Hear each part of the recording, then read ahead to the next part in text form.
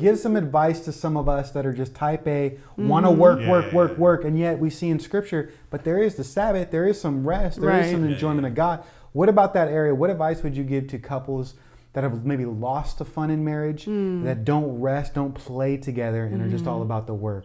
How does play actually help with our work? Yeah, I think that's where planning, like for instance, probably tonight or tomorrow night, our family's going to get away to get some time to. Bro, get up in that mic. Oh, sorry.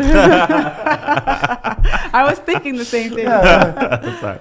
No, tonight or tomorrow night, our family's going to get away to get some time to go see the lights down in Broward, and that's just going to be a fun time that we do every year together, and we're just going to have a good time doing that. I think it's the intentional planning for your family, for you and your spouse to enjoy time. It's the planning of vacations.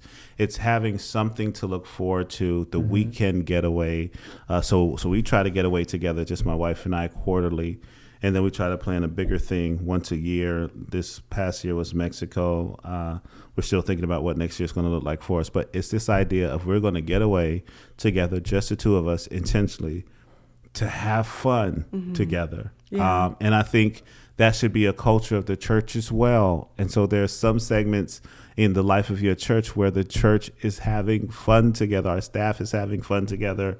Our people are enjoying themselves. And so I think that's an important outworking of this first family ministry outflowing into the life of the church, and I think that's vital. Yeah, it's about prioritizing. Like sometimes that's hard. Certain women that I talk to, it's them not wanting to leave their kids with a certain person. Like maybe there are people in your community who would be willing to step in and help, and of course you want to be safe. You want your kids to be wise. safe, Sure. and you want to be wise.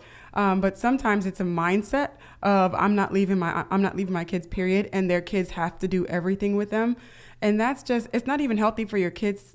It's healthy for your kids to see you getting away together and having fun together, because when you can get away together, when you can have a good time together, you're better to your children. We've talked to our kids about that, and it's so funny. The last time we were going away, one of our younger ones said, "Well, why do you have to go? Why can't we go with you?" And our oldest said to him, RJ, it's important for mommy and daddy have that time together, okay? And you want mommy and daddy to be nice to us? Okay. So they need some time to be able to have a good time as adults. And and I was like, wow, it was funny, but I'm like thankful to God that, we'd been telling them this since they were all younger, and I'm understanding like we have to get away too. Yeah. It's so funny. I think we come from a generation of pastors that placed the church above their family, put the church above their spouse, and they just knew, the spouse knew that she was subject to the pastor's real first wife, which was the church, or they put the children in front of the marriage. And so, but I got to make sure the children are okay. It's my job to hold down the children. Whenever you put those things before the marriage suffer, and the marriage is the thing that should be upholding both of those other relationships. And so I think we come from a generation, at least I do, come from a generation where there was that the priorities were all out of whack. And so I think returning to that first ministry, and I think this generation is doing that, returning to that first ministry of marriage and Sabbath and rest and functioning out of who we are, not just performing to see what we can make happen in ministry. And so I think that's important. Yeah.